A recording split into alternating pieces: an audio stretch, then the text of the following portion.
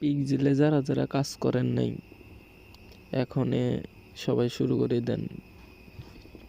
এটি একটি ভালো প্রজেক্ট। আর এটার মাইনিং স্পিড বাড়াতে গেলে সব লেভেল আপ করতে হবে। 20 লেভেল, কোনোটা 18 লেভেল, এইভাবে লেভেলগুলো বাড়াতে হবে। এখানে ডেইলি কম্বো দেওয়া হয়, সবাই পূরণ করে নেবেন। আর ডেইলি কম্বোতে আপনারা বেশি করে কয়েন পাবেন।